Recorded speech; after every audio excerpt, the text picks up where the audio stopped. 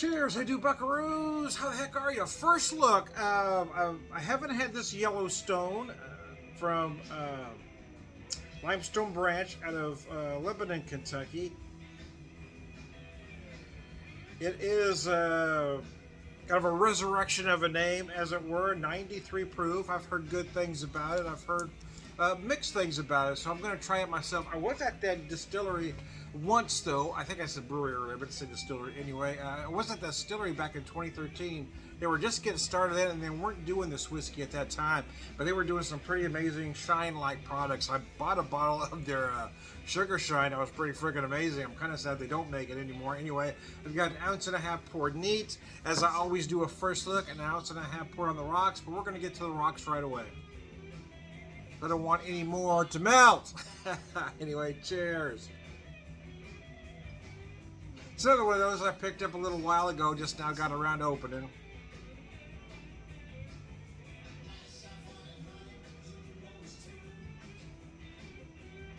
Oh wow, that's silky smooth. Yeah, wow, that's pretty outstanding. A lot of sweetness right away. Let me take another drink. I'm going to give you some.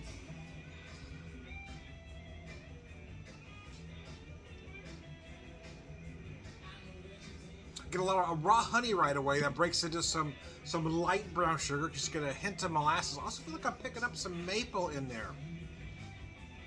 Again, rocks is going to be different from having it neat, but I like to share some flavors and aromas with you. Purists will tell you to never put it on ice. I'm probably mostly a neat drinker. I'm going to say, 60-40, maybe 65-35. But it is hot, man. Sometimes you just want it cold, man. The trick is, you can't let it sit too long or you're going to lose it. You will lose some flavors. You will lose some aromas on the ice. But you're also going to pick up some flavors.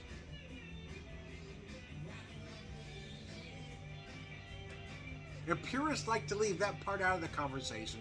You're going to feel a lot of those notes in a slightly different way. Once you get them cold, you get that right amount of melt off, which I like to call the sweet spot. You get just the right amount of water melted in there, the right amount of cold, and you get all of those sugars. This is nice. It's a very nice whiskey. I'm looking forward to trying it neat here, but I did want to go for the rocks first. I didn't want much more to melt in here. Could stand a little bit more though. I just wasn't sure because it took me a while to get my pictures done before I started the video. So, I got to do that ritual first. I've decided I'm not going to buy much between now and next month about this time because September 24th will be my wife and our 28th anniversary. So I did buy some stuff, but I'm kind of changing my buying pattern, right? I've decided I'm not going to buy any beer whatsoever. Oh, Tom, no, I'm not going to because my wife is really starting to get into wine. She likes most of the sweeter stuff, and I'm trying to resurrect my feelings or thoughts about it because I used to drink a decent amount way back when, and I was learning from a lot of folks, but it kind of switched my interest on to craft beer. That's where my heart was at the time. But since she's excited about wine, I kind of am too. So don't tell her. Don't tell her. But I'm planning. She can't hear me here. I'm planning something to go. Where are there? There's a handful of. We're not going far from home, but there's about a handful of Missouri wineries. I meant to say. We'll probably want to get to maybe 3 of them, but. In the meantime, between now and then, I want to try to buy different things. Right now she likes the much sweeter stuff, but I'm trying to buy different things to see, how far you can stretch the palate, right? As most craft beer drinkers know, you typically start with an IPA. You start with a pale. Lager drinkers don't go straight from lager to IPA, right? You got to have a pale ale in the middle. You got to work your way up the food chain. Well, some do. I never did. I went straight to the IPA, but I'm a little different. I loved it right away, man. The big hoppy bitter, oh yeah, baby. Big sloppy and bitter, just like me. That's how I like them. Anyway, I digress.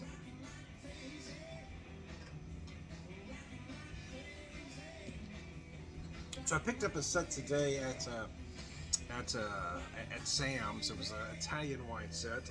Sweeter wines, but it might not quite be as sweet as what she's used to. So I'm kind of, trying to ease her up a little bit. But there were kind of the flavors that she likes, right? One was just a regular Moscato, which is typically sweet. And there's a peach and a blueberry.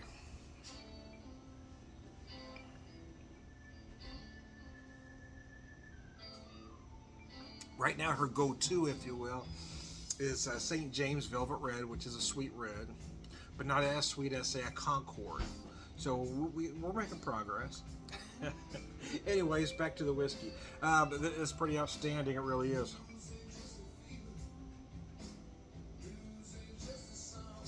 I'm about at that sweet spot I was telling you about. Yeah, I start with a little bit of raw honey that breaks into some light brown sugar, a little bit of maple there. You might find some fruit notes. I suspect that I will get more from the neat as far as fruit notes go, dark fruit notes. But you do feel some here. A nice clean, dry, oaky finish. A little bit of spice, slightly subdued by the ice. So again, I'm looking forward to trying it. Neat to see. Cinnamon predominantly with a little bit of allspice. Maybe a hint of clove.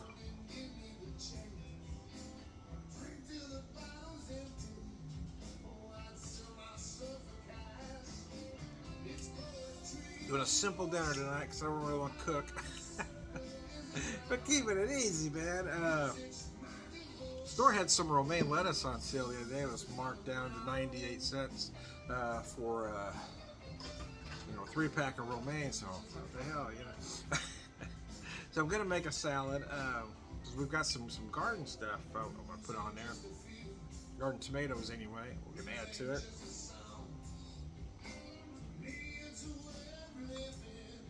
And I'm just gonna cast iron grill some shrimp. I'm gonna do it very simple. I'm tinkering if I want to go through the extravagance of doing a scampi. I'm thinking about it. I'm thinking. But we'll see. We'll see.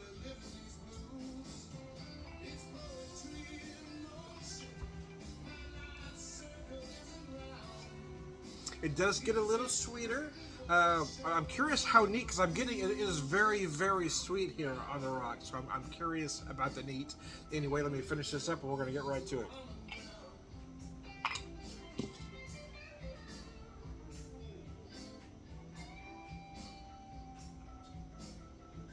Oh, wow. Yeah. A lot of deep, dark toffee on the nose. Very dark. Very warming.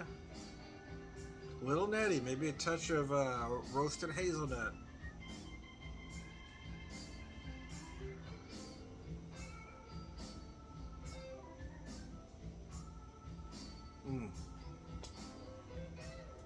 That texture is luscious. Just velvety smooth. Oh my gosh, I love that. I'll take another drink. We'll talk about the flavors and more aromas. But wow, that mouthfeel is gorgeous, man. Beautiful at 93. It's funny in my old age, I guess. I've gotten to where I really don't enjoy 80 proof anymore. They kind of feel watered down.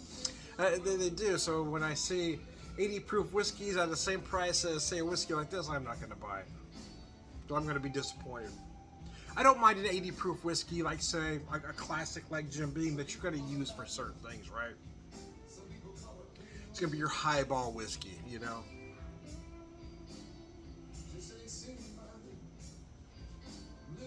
But label whiskeys trying to pass themselves off as gourmet at 80 proof. I ain't spending that kind of money now. Because they're trying to get by on the label, not the whiskey.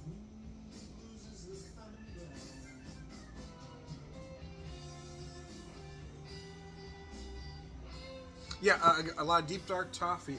Wow. That's gorgeous. You might find a little brown sugar again.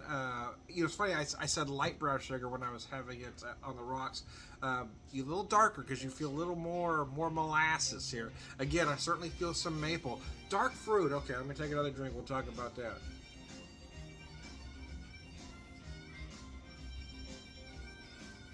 certainly some raisin, but you might feel some date in there as well. A rather spicy finish that was very subdued by the ice, but here, neat, it really comes to life. And I said predominantly cinnamon earlier. Yeah, mostly cinnamon, but a whole lot of allspice as well combined with that. Some clove, a little nutmeg. Kind of a baking spice mix, if you will. I'm not feeling ginger. Sometimes I feel some ginger. I'm not feeling ginger here, but I am feeling those others. Nice oak. You know, some describe, leather or cigar-like notes, and you may find those leather-like notes here. I tend not to be that pretentious. I like to keep it simple.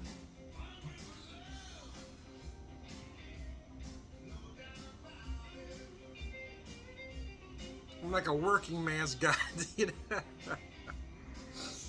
your average Joe, your average Joe whiskey guy. I don't know. I just, pretentious.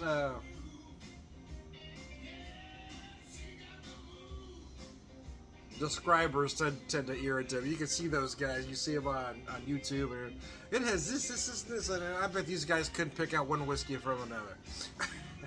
It's only a small handful of guys I know that could.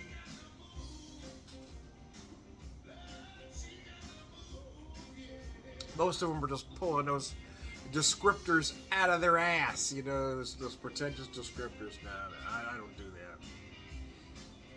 Well, not often.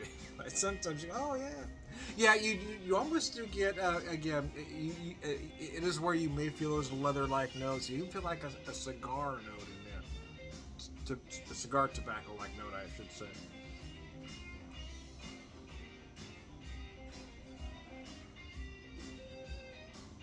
But what I'm intrigued by, though, is the blend of sweetness and how they play off each other, right? Again, I get a little bit of raw honey right away that goes into some light brown sugar, that goes into some toffee. Then you get the middle, the fruit notes, and then it kind of breaks down to the end, where you get the oak and the spice. And I mentioned earlier some toasted hazelnut-like notes. Yeah, absolutely. It's even more pronounced here, having it eat as you would expect it to be. But yeah, very, very, very dark toffee. Not quite burnt sugar toffee, but right there at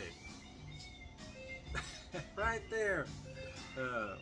Little more than Heath Bar toffee, let's just say. This is good homemade toffee. This ain't that mass-produced candy crap. No. Oh no, baby. Oh no. That's not what we're talking about.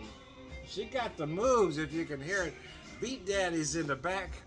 Beat Daddy's in the back, baby. The Beat Daddies. Say about this is my first drink of the day, believe it or not. Work was nutso this week, and it's going to start coming. Well, I was going to say it's going to start calming down next week, but it won't quite because it's all hectic as we get started in this new phase. But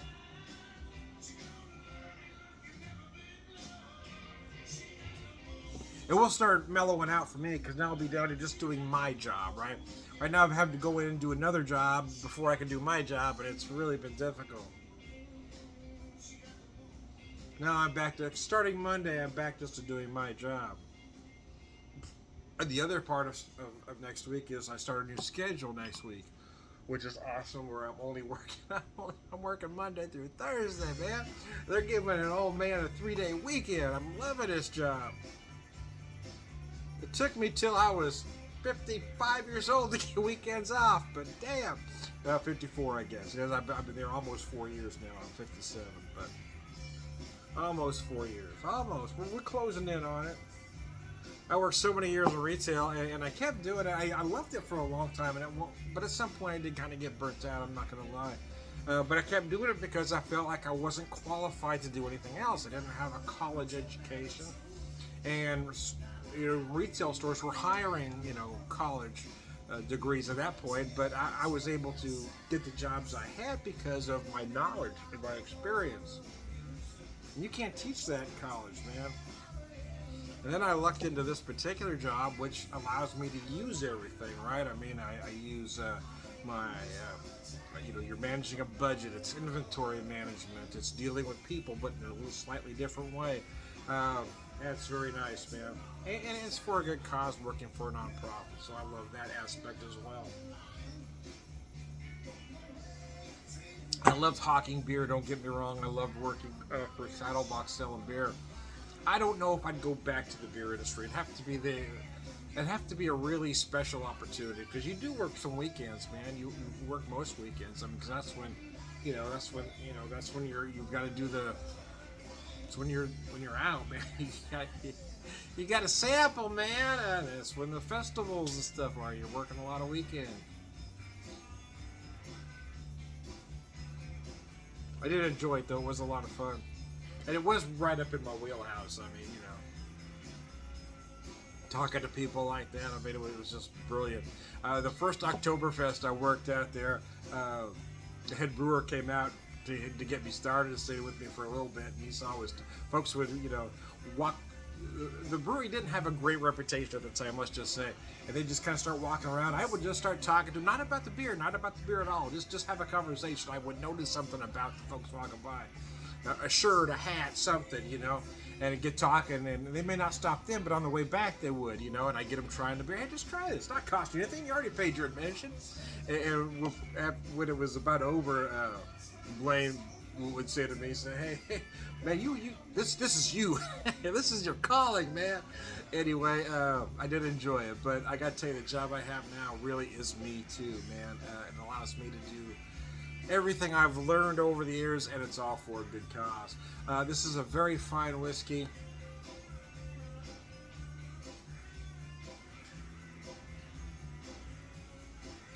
It is rather sweet. I'm not going to lie about that. Yeah, it is rather sweet. Not overly so, but I want you to be aware. Again, for me, I get that. What's interesting is that initial raw honey note that I pick up before I get to the toffee. Then I get to the hazelnut. Then I get to the brown sugar and the maple. Then the dark fruit, and then the oak and the cinnamon and everything else. It's absolutely gorgeous. So there you go. I apologize for talking longer than I intended on. I won't say should or wanted to, but than I intended on, because hey, I like to talk, and we're at the pub. This isn't a whiskey review. It's a whiskey enjoyment here at the pub with the Whiskey Whisperer. I am Tom the Whiskey Whisperer, whiskey evangelist, full of whiskey drinking, pervert wisdom, all around good guy. Cheers. Wow, that is freaking outstanding. I gotta tell you, that's good.